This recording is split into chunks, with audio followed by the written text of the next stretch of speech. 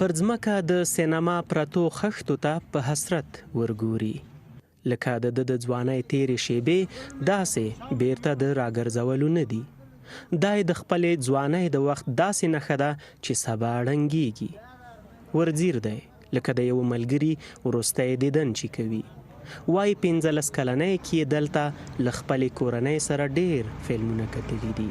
تقریبا 15 کال مخکې دلته یو تود فرهنګي مرکز و او د دې سینما حال وخت د دې ټکټونه بوک کېده، یو هفته مخکې بوک کېده، یعنې سینما ټکټونه هر چا سره نه میلاوېده. د سپینګیري فریدون غوندې د هنر د ځینو مینوالو غوښتنه وه چې د ړنګولو پر ځای د یې ورغول شي او یا د کوم فرهنګي مرکز پکې جوړ شي.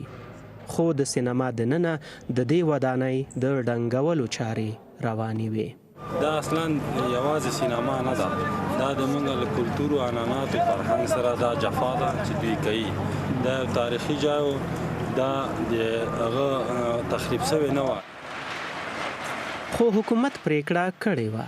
د همدې ورځې په ماخوستن یعنی 13 شپه د کابل ښاروالۍ بولډوزرونو دا شاوخوا 80 کلنه سینما ونړوله. سهار کابل میشتي د نوي ښار پارک کې د سینما په ړنګه ودانۍ واوښتل. حکومتي مسؤلانو نیوکو ته په ځواب کې ویلي چې دا وداني د ویجاړېدو له خطر سره مخ وه او د روږدو کسانو په دمه ځای بدله شوې وه. څو ورځې مخکې د همدې سینما له مخې تېرېدم چې لا ورانه نه وه. ځینو کسانو راته وویل چې دغه نوي ښار د پارک شاوخوا ماښام مهال ځینې د روږدو کسانو له ډاره نشي تېرېدلی. او په سینما لګېدلي یو پوسټر ته مې پام شو چې یو ډیر پخوانی هندي فلم پکې نندارې ته وړاندې شوی و. ښایي دا هم د همدې لامل شوی وي چې خلک په کابل کې سینماو ته تګ ته ډیر زړه نه ښه کوي او هغه شاړې پاتې کیږي. نن د سینما په ړنګې ودانۍ د افغان فلمونو ځینې جوړونکي او ممثلان ورټول وو. ما ویل په تاسې نیوکه ده چې معیاري او وخت سره سم داسې فلمونه نشئ جوړولی چې خلک سینما ته تګ ته زړه ښه کړي. خو دوی بیا پړه پر حکومت اچوله چې فلمي صنعت ته خاص پام نه کوي. دا هسې کیسې دي، دلته هر څوک د ځان په غم کې دي. موږ په سینما کې در په درس وو، حکومت توجه نه کوي. مخکې باچهانو دلته فلمونه کتل، خو اوس وګوره. زه خپله ممثل یم، اما اوس کابل تیاتر په جنګونو کې له منځه لاړه. موږ داسې یو ځای نه لرو چې موږ تیاتر په حساب جوړ کړو. مونږ یو ښه فلم افغاني یو فلم ته دولت بودیجه نه ده ورکړې، یو سینما نه ده سپورټ کړی، افغان فلم نه دی سپورټ کړی چې مثال یو افغاني فلم جوړ شي. خلک ویره لري چې هسې نه د دې سینما پر ځای کوم سوداګریز مرکز جوړ یا غصب شي. خو حکومت ویلي چې پر ځای یو فرهنګي مرکز جوړوي. دا اندېښنې ښایي ځکه وي چې په کابل کې د آریو په نوم سینما له شاوخوا 15 کلونو راهیسې شاړه پرته ده او په دې وروستیو کلونو کې یو شمېر نورې سینماګانې بیا ړنګې او پر ځای تجارتي ځایونه جوړ شوي دي. یوازې د کابل ښار پارک سینما نه ده چې ویجاړېږي. دغه وداني چې اوس ولاړه ده، پخوا دلته د بهارستان په نوم یوه سینما وه چې دا ټوله سیمه په همدې نوم پیژندل کیږي، خو اوس یو سوداګریز مرکز پکې جوړ دی. په همدې کابل کې لږ هاخوا په سید نور محمد شاه مینه کې د اقبال په نوم سینما وه چې اوس په یوه هوټل باندې اوښتې ده.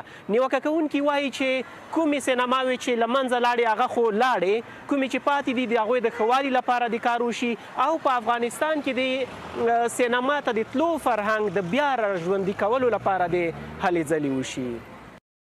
د خوست دا وداني د افغان واکمن محمد ظاهر شاه په وخت کې سینما وه او د ډاکټر نجیب الله د ولسمشرۍ تر دورې پورې خوستیان د فلم کتو ته ورتلل.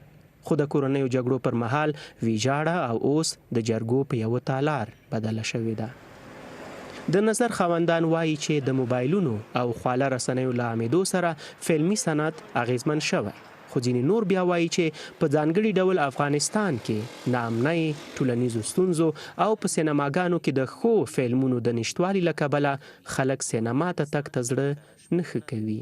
متاسفانه له بده مرغه سینما ته زموږ هیوادوال چندان ارزښت نه ورکوي. زه هیڅ کله سینما ته نه یم تللی.